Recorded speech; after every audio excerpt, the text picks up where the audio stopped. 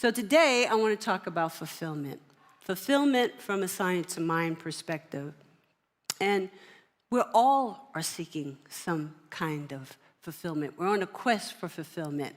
At least I know I was when I was a young adult. And I searched for fulfillment, and I filled my life up with things like overachievement, planning goal after goal, achieving those goals, being stellar.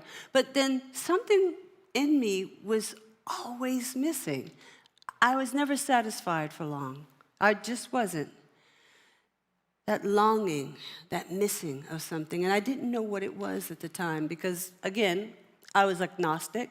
I didn't have any particular spiritual philosophy. I just was doing it solo. And one day, back in the late 80s, don't start doing the math, I was invited to a wedding. I was in the Army then by one of my lieutenants. And we went to her church. And I was like, okay, they're going to have it in the church. Fine, that's great. And through my observance, I realized that the pastor that was performing the wedding was her pastor, that this was her church. And I really liked this lieutenant. I thought she was sharp as a whistle. She was kind. She had herself together. And she was a highly educated woman. So I thought to myself, does she actually believe this stuff, you know? Again, remember, I'm agnostic. I know that there is a power. I just don't believe everybody's philosophy about this power, right? I've had some bad run-ins with that stuff. So I thought to myself, I'm going to ask her a question when I get the right moment. And I asked her, I said, so what does it mean to be a member of this community to you? What does it mean to belong to this church? And then my question was earnest. It wasn't about being sarcastic or anything. I really wanted to know because, like I said, I liked her. I thought she was cool. And she said some profound things to me that stuck with me for a very long time. She said that her relationship with God was the most important thing in her life, and that this community, her community, the minister and the members all share the same love and truly try to walk and live as Jesus did. She added that walking in his footsteps is not always easy in this world of effect. She didn't say effect, but I added that. She said it's not always easy to walk in this world that we live in. But having community, she said, helps to stay the course. It helped to stay the course. She said that God fills her up with love and purpose. And I had questions. I did. But I didn't ask them. I didn't ask any of those questions. And I wish I did. And I thought about what she said, and I realized that I may never have what she has because some of the things her faith purports, I could never believe in. So when I got out the Army and I moved back to Germany, I decided to fill my life up with my sense of fulfillment, which was accomplishment, was overachieving, striving to be the best, getting all the accolades and all that.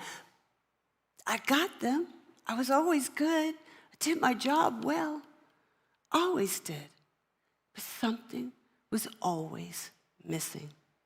You see, in all that striving and achieving, I thought I had to do it all by myself. And we're all seeking the joy of living, to be loved, to feel and experience the being of wholeness, successful however we may define success as, content in this thing called life. And what I have come to know that is inside us all, is spirit. And it is always pulling us toward a greater embodiment of the truth of who we are. That the life force within us is spirit. And it wants us to wake up to that fact. And it wants to express through us, as us, for a greater fulfillment of life. And in all my striving and achieving, That was the missing part, and that was the thing I was longing for. The connection with the indwelling spirit that was always telling me, I am with you always. But I couldn't hear it because I had such a deep resentment towards religion, and I didn't know anything about metaphysics at that time.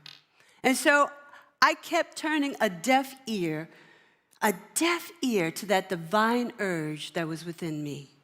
And everyone is bestowed with this creative urge, this pull, this force to wake up to our own divinity. We just have to open up to hear it.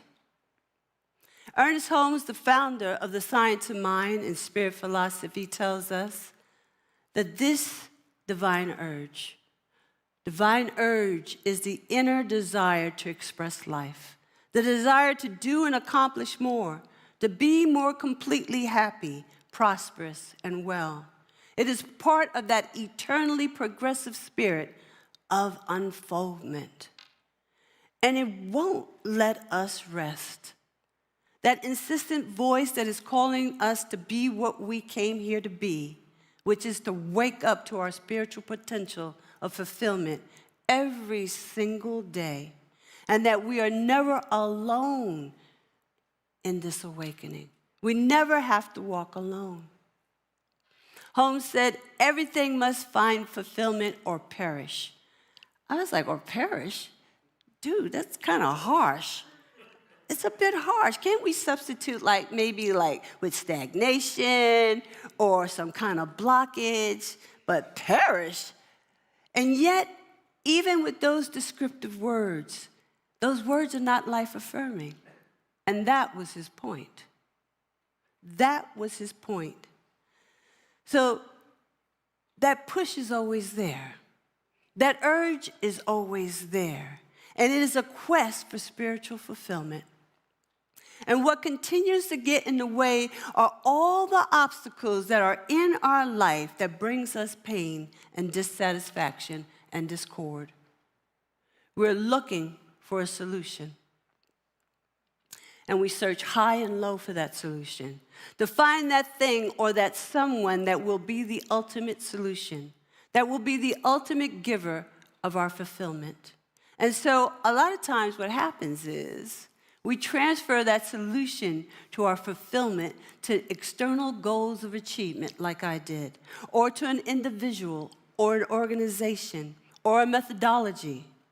And we put all of our responsibility onto that thing and that external thing in hopes that it will be the thing, the solution that will wipe away all of our pain and all of our sorrow.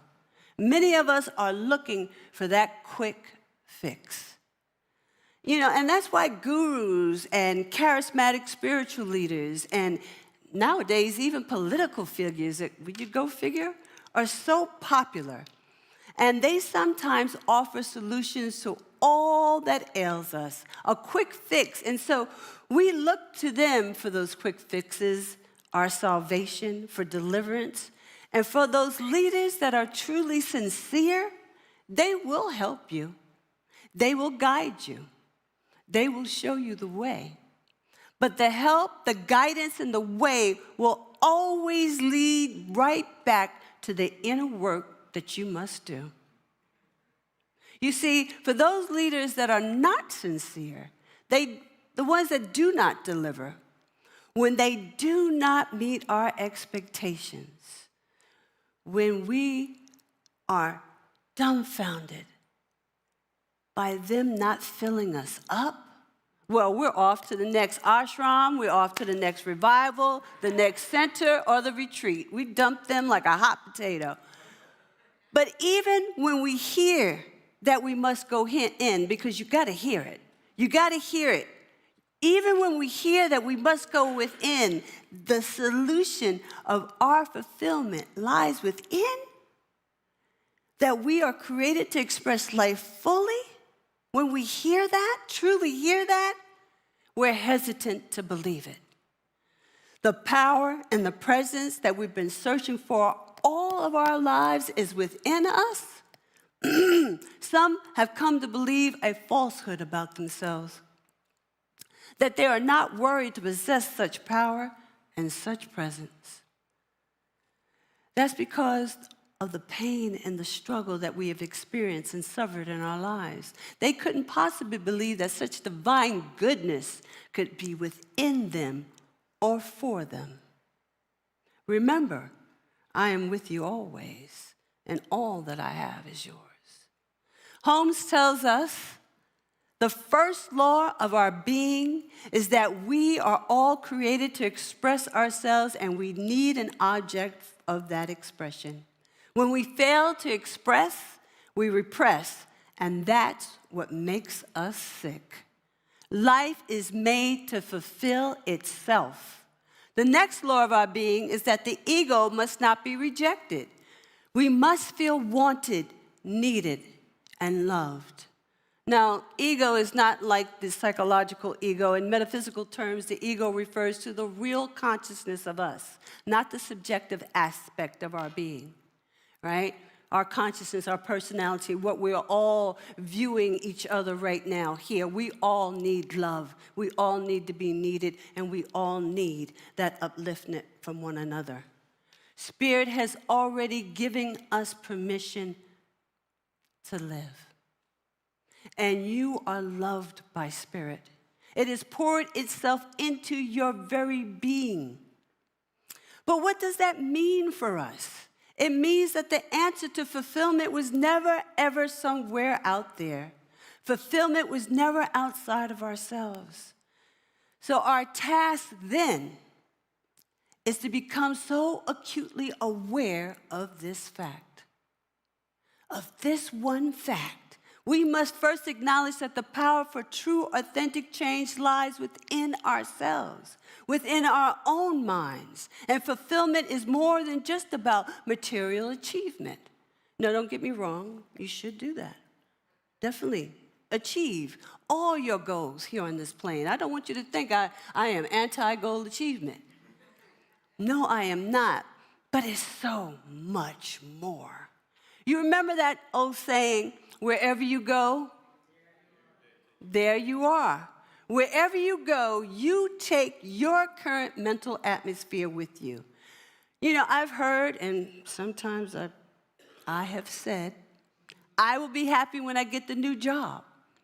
I will be happy when I move to the new city. I will be happy or fulfilled when I have a meaningful relationship. And all that is doing when you say such things is you push your fulfillment to some future event with the same mindset you already have. So what happens is you're going to show up at that new job or that new city or in that new relationship with the same ways, the same old ways of being. Because what? Wherever you go, there you are. So unless there's a renewing of your mind, unless there's a changing of your mental atmosphere, you will continue with the same old mental perceptions of life. Can I get an amen on that one? Right now. And it always has been now. It will always be. Now is the appointed time of our fulfillment. That is why it's so important to recognize that fulfillment is not a destination, but a state of being, a state of mind that begins within us, right where we are. The divine urge to grow, to love, to expand is a sign that life itself is inviting you to embrace your own wholeness now. Instead of waiting for circumstances to change or for something outside of yourself to grant happiness, and for you to realize that you need to realize this permission has been given from the day that you entered creation. You are the beloved. You are right here and right now. You need not wait for anyone. You need not ask for anybody's permission ever. You are divine. You are beloved of the one power that exists throughout all creation. Please don't forget that. There is no need to wait for external validation or permission from anyone or anything. Please don't tell me I'm looking for a sign. Please don't tell me I want to hear that in a small voice. Sometimes you got to have a microphone, one of those things that they used to use in the olden days to hear that in a small voice because of all the garbage that we have piled on. Sometimes you just got to go with your gut and treat and know the Spirit will guide you on your way.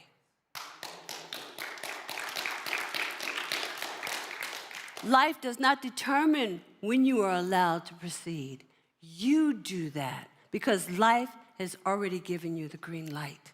It's already given you the green light. Life is the eternal givingness, and it just keeps giving and giving. It's up to us to take it. Rather, it is up to us to grant ourselves the authority to live. Let's live. Life has already given us permission to live. So what are you waiting for? What are we waiting for? If we truly accept this boundless permission that flows from the source of all existence, then each moment stands as an open invitation to embody our deepest truth and embrace the fullness of who we are. And speaking of who we are, earlier I said Spirit is always pulling us towards a greater embodiment of the truth of who we are. Then the question becomes, who are you? Who are you? Holmes tells us you are part of its self-expression. Therefore, the whole desire of life is to give you more life. And since it is all life, it has all of life to give you. It loves you because in creating you, it has given some part of itself to you. You are dear to life, beloved by it. In creating you, it has poured itself into you. You could not ask for greater love than this, and more love could not be given. Ernest Holmes, that man had a way with words. I tell you. Yes, beloved, life has already given us permission, and it's given its love. So please remember, you are not alone in this thing called life. You have spiritual community right here, and you have the power of life itself as your eternal guide. You do within yourself. It is in this conscious awareness that we reclaim our responsibility for our happiness, our fulfillment, and the unfolding of our life's purpose. And life's purpose is always, always a greater expression of life, love, and wholeness. And that is so wonderful. And so are you. And so it is. And so it is.